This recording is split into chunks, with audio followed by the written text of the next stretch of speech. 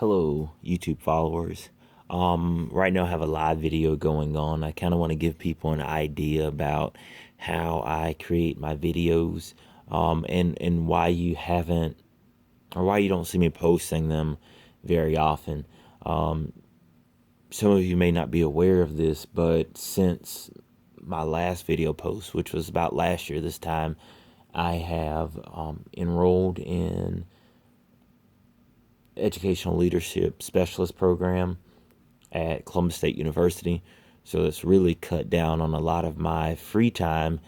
And I am also a board of directors, or a young professionals board of directors member.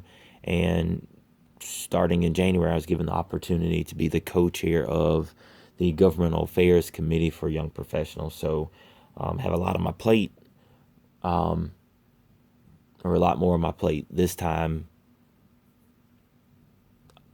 this year compared to last time.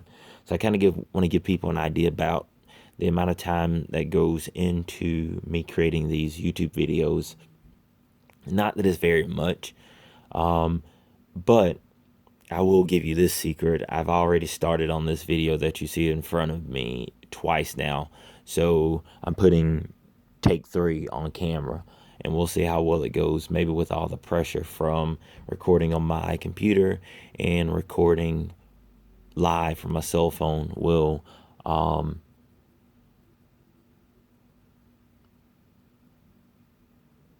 hopefully put some pressure on me to not mess up but do the right thing.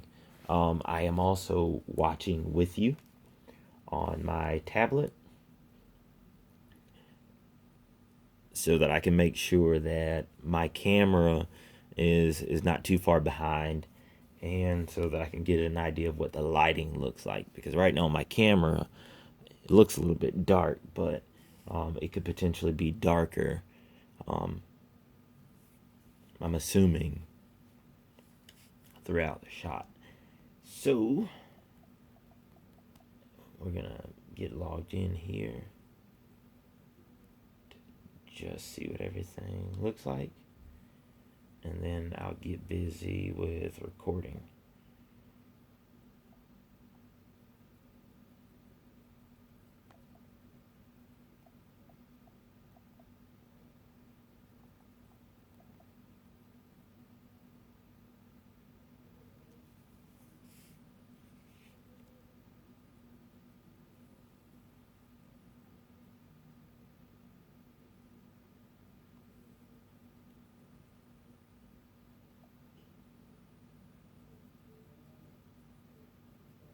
Alright, so this is pretty cool. My YouTube channel, it actually says live now. And I'm just going to click on that. And this is probably where you're watching from right now. Should probably try to figure out a way to better angle this.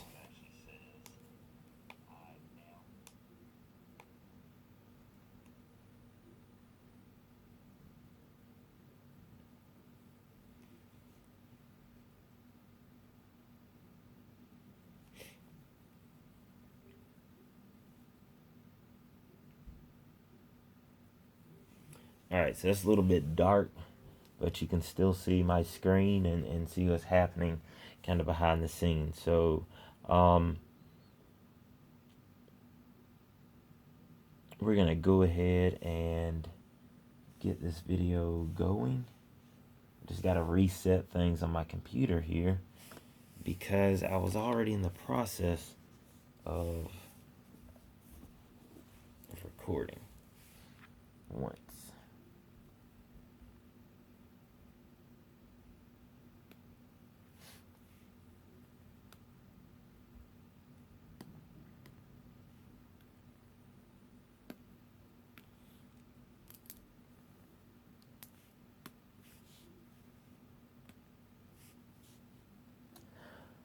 Alright, so we're about to get this party started right now.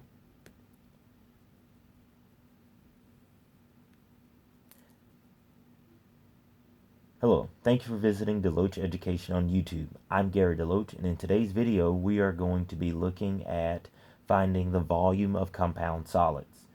Now, before we jump into finding the volume of compound solids, I want to make sure that we review finding the volume of a normal right rectangular prism.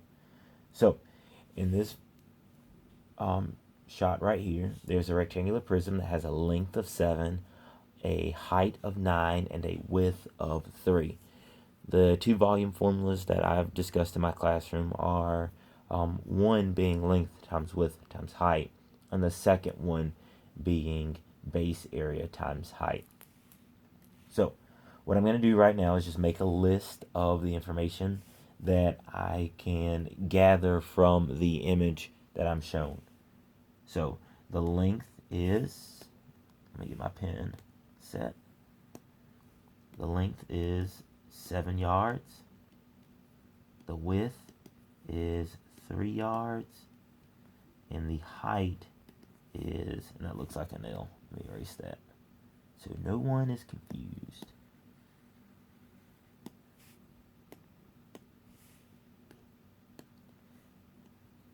And the height is 9 yards. So we're going to use that formula. V equals L times W times H. So first thing we're going to do is 7 times 3 to find the base area, which is 21. Then we're going to take the base area and multiply that by 9. And 9 times 21 is 189. So it's pretty simple. The volume of this rectangular prism is 189 cubic yards. And you can write that as yards with an exponent of 3, or you can actually write out the words cubic yards. Alrighty. So now let's jump into finding the volume of a compound solid. The first thing you notice when you look at this is the fact that it actually looks like two rectangular prisms that are combined. So that's how we're going to visualize it, and we're actually going to separate it into two rectangular prisms, and we're going to find the volume of both.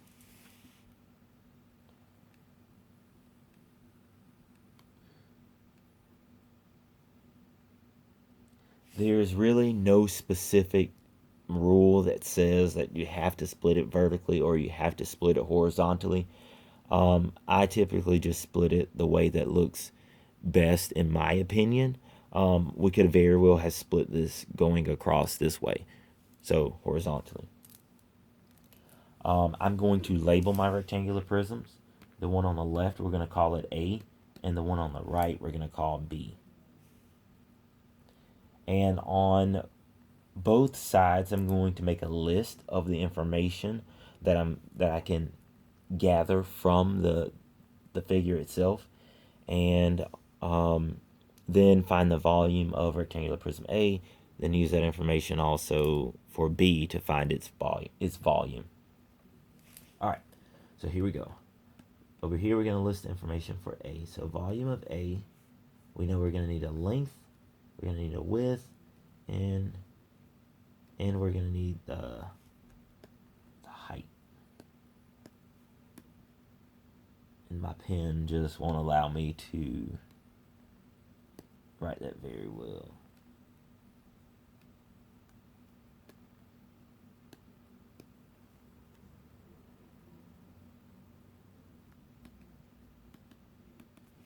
Do the same thing over here. I'm going to make a list. So volume B, length, width, and height. So let's find those dimensions. The first thing we're going to tackle is the length. We're going to look at the length. We're going to look for the length for both figures. And the reason why I like to do this together is so that students can see the side-by-side comparisons. So how I'm looking at the information and choosing the length for A, and how that also relates to the length for B. So in rectangular prism A, well, one more thing. Just to point out, when I'm looking for length, I'm looking for the left to right distance. When I'm looking for width, I'm looking for the front to back. And when I'm looking for height, I'm looking for the top to bottom distance. Now, it does not matter. I mean, when it's all said and done, it doesn't really matter the order in which you multiply them. However, what you need to be careful of is making sure that you're using corresponding terms to describe the length for A and the length for B and the width for A and the width for B and the height of A and the height for B. Because I don't want to call the up and down the length for A and then call the left to right the length for B. Okay? So, again, length is left to right, width is front to back, and height is top to bottom.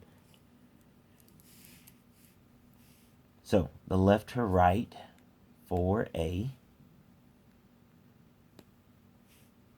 is going to be this part right here.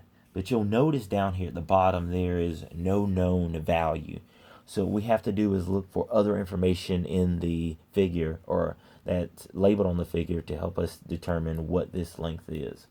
So up here at the top, we see that the length of the entire solid is 6. Down here below B, we see that the length is 3. So if B is 3 yards, the whole thing is 6 yards. 6 minus 3 would tell me that the length of A is also going to be 3 yards. Alright, so now let's focus on the width. Now again, that width is the front to back. So if A, that one's pretty easy because it's labeled. The width is 2 yards for A. And then B, it's easy for us again because it actually gives us 3 as the width for that one. Alright, now let's focus on the heights.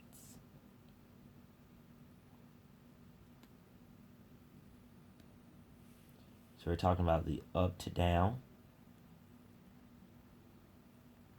So the height of A is 5 yards. And then up to down over here is also 5 yards. And I came to that conclusion because you'll notice there is no difference in height when you look at this from the front. So if A is 5, B is also going to be 5. All right, now we have a length, a width, and a height for figure A, or rectangular prism A, and we have a length, a width, and a height for rectangular prism B.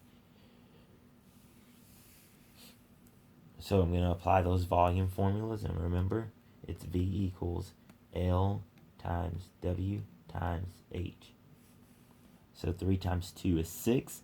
6 times 5 gives me a volume of 30 cubic yards. Over on this side, and I should probably change that color so you can see it a little bit better, to just make sure there is no confusion.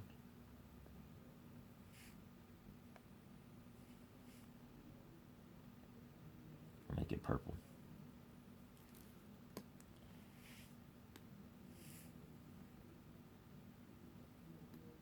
All right, so for volume B, we do 3 times 3, which is 9. 9 times 5 gives us a volume of 45 cubic yards. So the volume of A is 30. The volume of B is 45. So now that we have the volume of both of those rectangular prisms, we're just going to find the sum of the two.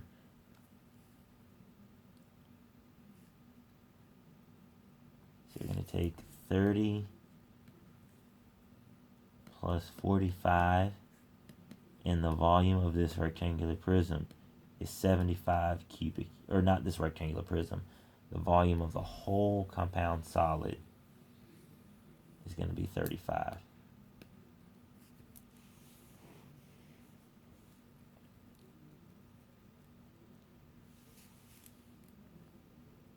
All right, so let's try one more before I end this live session and before I wrap up the video.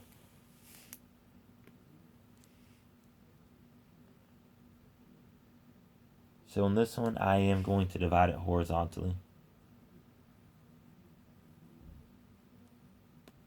Just for my friends who prefer to do it horizontally. Kind of cater to your preferences on this one. So remember, last time we labeled them. I'm going to call this one right here A, and I call this one B. And over here, we're going to list the dimensions for A. So volume A. And then over here, we're going to list the dimensions for B. And we need a length, a width, and a height. A length, a width, and the height. So let's go ahead and find those dimensions.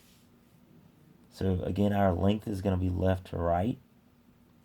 So since we're looking at it this way, we know that A is going to have a length of 5 inches. B, it gives us the length back here. So for B, our length is 1 inch. Now let's focus on the width. So the width is going to be our front to back. And that is 10. So volume, for A, the width is 10. And for B, the width is going to be 10. Because you'll notice these sides correspond. Alright, and finally we need to find our height. And for A, we got to do a bit of thinking on here. So let's look at B. We're given the height of B back here, which is 1. So if B is 1 inch, the height of the whole thing is 2 inches. That must mean that difference between the two will be 1. So the difference, meaning the difference in the total height and the actual height of B. So the total height of the whole thing and the actual height of B. So both of them are going to have a height of 1. Now what I need to do is find out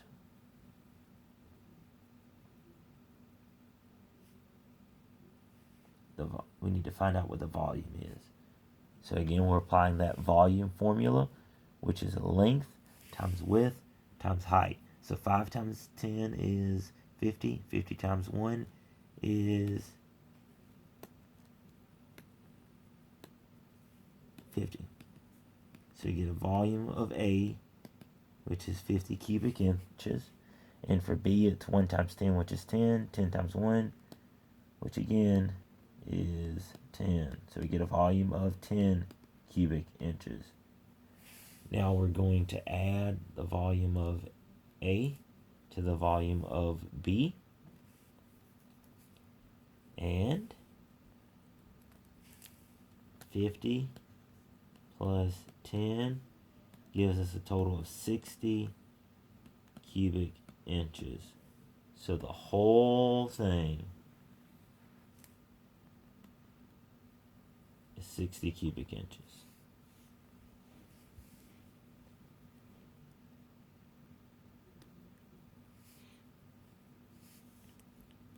As usual, if you have any questions or comments related to these videos here, if you're a student of mine, of course, you can talk to me in class. If you are not a student of mine, feel free to email me at DeLoachEducation@gmail.com. That is DeLoachEducation@gmail.com. Thank you for tuning in to this video. I hope it can be used to help you understand how to find the volume of a compound figure. Thank you.